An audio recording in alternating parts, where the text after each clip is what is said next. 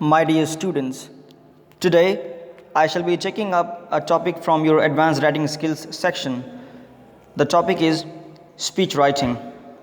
Before I start the topic, let me give you some of the quotes that tell us the importance of speech. Chris Jamie Salom once said, "Everyone has their own ways of expression. I believe we all have a lot to say, but finding ways to say it is more than the half the battle." Abraham Lincoln once said, "Extemporaneous speaking should be practiced and cultivated. It is the lawyer's avenue to the public. However, able and faithful he may be in other respects, people are slow to bring him business if he cannot make a speech." One more by Alfred Lord Tennyson that talks about the importance of speech. "Guard your roving thoughts with a jealous care, for speech is but the dealer of thoughts, and every fool can plainly read in your words what is the hour of your thoughts," by Alfred Lord Tennyson.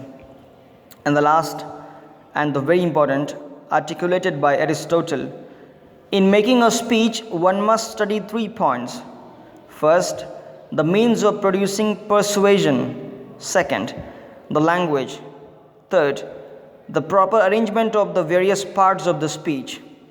So, my dear students, I quoted some of the famous thoughts related to speech. Right, now let's start our topic. Introduction. A speech is an effective way of conveying a message to a large number of people. It is one of the ways of spreading awareness regarding social issues or giving information regarding other important issues. A good speech has clarity of thought and expression, accuracy of facts, and an unbiased view of issues. My dear, in order to be a good speaker, you need to understand some of the steps of speech writing. In order to write it brilliantly, you need to go with some steps that I will tell you in the class. Then I will give you some of the guidelines to write an effective speech. I will be telling you the format of speech, and then I will tell you some of the examples along with the marking scheme. Right. Now, steps of speech writing. First, introduction. Start with a striking pre-speech quotation to interest the audience. If you want to attract the attention of the audience, you need to start with a striking pre-speech quotation to interest the audience. Next is greet the chief guests, fellow speakers, and the audience. That is very important. At the commencement of the speech, you need to greet the chief guest and the audience for which you are speaking or in front of whom you are speaking. Third, specify the occasion of speech. On what occasion you are going to speak.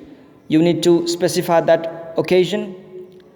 Announce the topic of your speech. You need to announce the topic. Next is exposition of the topic.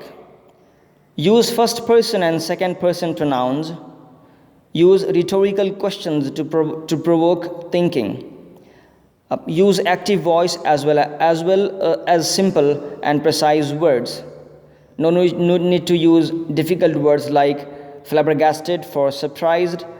You can use the word astonished. That is more common. The audience can understand the word. If you want to say the word secret, don't use the word clandestine. Your audience will not understand the word. That's why I'm giving emphasis on using simple words for your speech. Right? Use statements like "I beg to draw your attention to." Right? Then build up a sequence of ideas. Don't start speaking haphazardly. You build up a sequence of ideas. To support your ideas, look for most relevant evidence, data.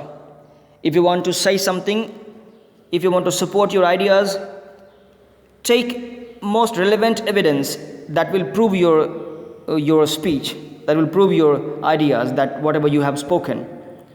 Then present your evidence in an interesting way. You need to be very interesting. You need to present your speech in an interesting way when it comes to speaking. If you want your speech to listen to, you need to speak in that way. Then summing up, summarize the most important points in your speech, but do not repeat them. If you repeat, the audience will not pay attention to your speech. They easily observe that since you are repeating your speech, you are repeating your statements, they will not pay attention to your speech. So stop doing that. Conclusion. Conclude with a with a call for action, an appeal or an expression of thanks. That is very, very important. Then let me give you some guidelines to write an effective speech. First, read the question carefully. I'm talking about this writing skills. Read the question carefully, then focus on the issue that needs to be addressed. See, when I'm talking about speech, here for class 12th and 11th, I'm talking about speech as it is asked in advanced writing skills.